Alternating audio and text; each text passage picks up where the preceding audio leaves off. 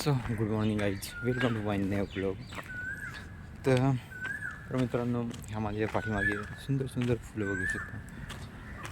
आणि आज मला असं का वाटतं आहे की आज सूर्य उलट्याच बाजूला निघालेला आहे. म्हणजे सूर्य या बाजूला निघाला पाहिजे, तर या साईडला सूर्य निघालेला आहे. म्हणजे आपण काही गोष्टी असे म्हणतो ना की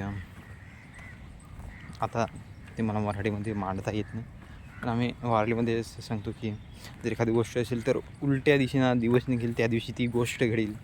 जसं की मित्र आज पार्टी देणार, असं जर कोणी म्हणलं तर असं आम्ही सांगतो ते तिथे की मित्र त्या दिवशी पार्टी देईल ज्या दिवशी सूर्य उलट्या दिशेने निघेल. म्हणजे सूर्य उलट्या दिशेने निघतच नाही तर त्याचा अर्थ असाच की मित्र पार्टी कधी देणारच नाही, असं काहीतरी. पण आज खरोखरच मला असं वाटतं की सूर्य उलट्या दिशेने निघालेला दिसतोय की माझं डोकं फिरलं काय माहिती. सो आज आमचं प्रेझेंटेशन आहे सोशल मोमेंट अँड सोशल ॲक्शनचं.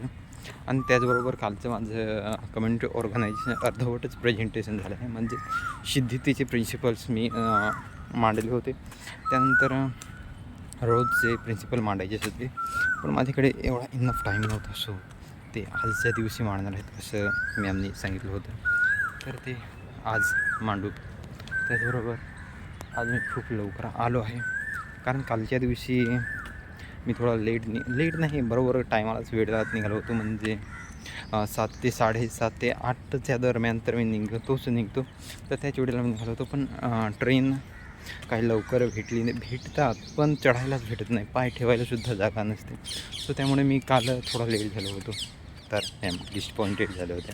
तर आज मी म्हणजे 6:45 या 7च्या दरम्यान निघालो असेल. आणि आज मी लवकर थोडा पोहोचलो आहे, म्हणजे आत्ता 9:30 झालेत मी पोहोचलो आहे. तर बघू कसं काय होतं आपलं presentation social moment and social action.